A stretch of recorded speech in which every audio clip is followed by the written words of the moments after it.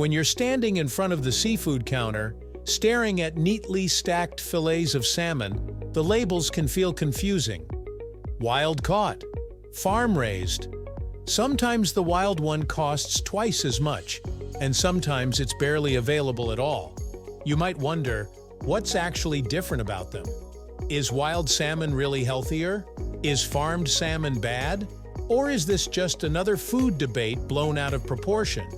To answer that, we need to look beyond the price tag and dig into where these fish come from, how they live, what they eat, and how all of that affects what ends up on your plate, right here on History of Simple Things.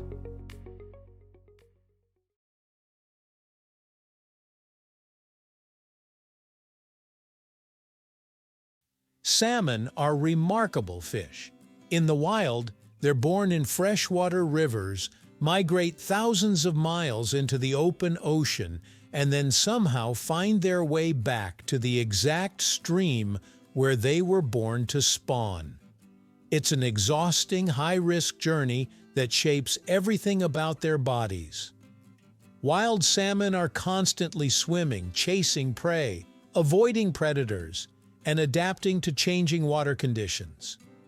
That lifestyle produces lean, muscular fish with firm flesh and a deep, complex flavor. Farm salmon live a very different life. Instead of oceans and rivers, they're raised in large underwater pens or tanks. Their environment is controlled. Temperature, food supply, and growth rate are all managed by humans.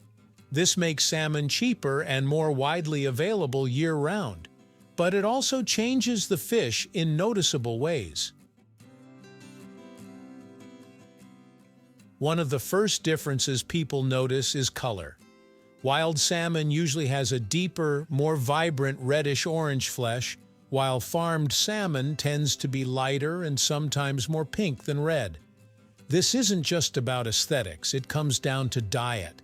In the wild, salmon eat shrimp, krill, and other small marine creatures that are naturally rich in astaxanthin, a powerful antioxidant. That compound is what gives wild salmon its rich color.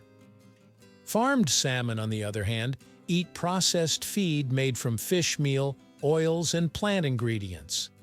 Since this feed lacks natural astaxanthin, it's often added artificially to give farmed salmon a more appealing color.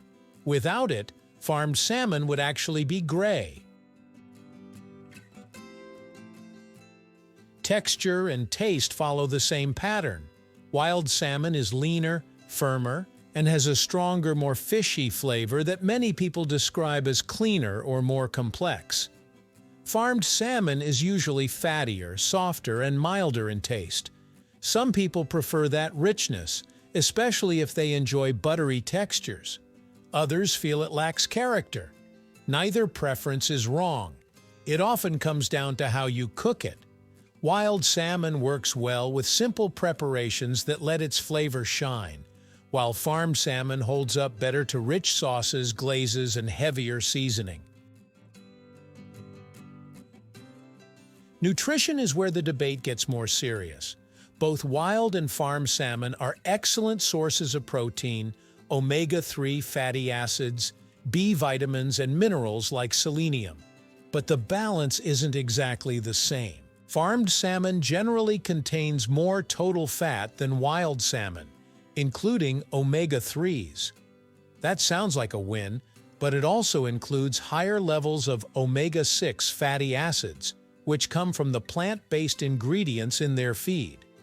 While omega-6 fats aren't bad, too much compared to omega-3s can contribute to inflammation in the body. Wild salmon, being leaner, has fewer total calories and a higher omega-3 to omega-6 ratio. Many nutrition experts consider this balance closer to what our bodies evolved to handle. There's also the issue of contaminants.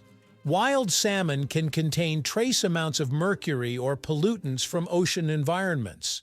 But because salmon are relatively low on the food chain, their levels are usually much lower than larger predatory fish like tuna.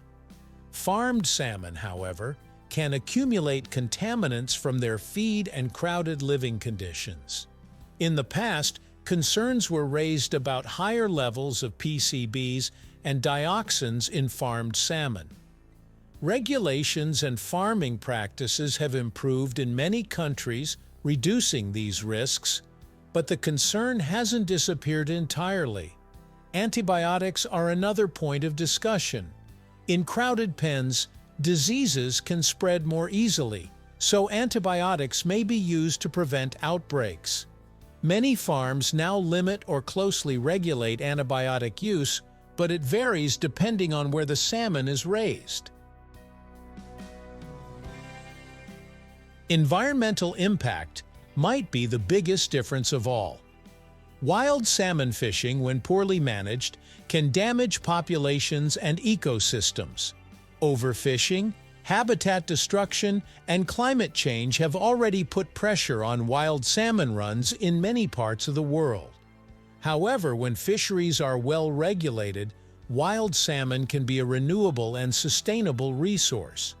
Farmed salmon was originally promoted as a solution to overfishing. In theory, raising fish should reduce pressure on wild populations. In practice, it's more complicated. Salmon farms can pollute surrounding waters with waste, spread parasites like sea lice to wild fish, and sometimes allow farmed salmon to escape and compete with wild populations. Modern aquaculture has made improvements, including better waste management and closed containment systems, but not all farms use these methods. So, which one should you choose? If your priority is flavor complexity, lean protein, and a more natural diet, wild salmon has the edge. If you value affordability, availability, and a rich, buttery texture, farmed salmon might suit you better. From a health perspective, both can be part of a balanced diet when eaten in moderation. What matters most is being an informed consumer. Look at labels. Learn where your salmon comes from. Support fisheries and farms that follow sustainable practices. The choice isn't just wild versus farmed, it's thoughtful versus careless. If you enjoyed this video, please check out our other bingeable channels. Thank you for joining us on this journey through the history of simple things. Don't forget to like, subscribe, and stay tuned for more stories woven through the smallest details.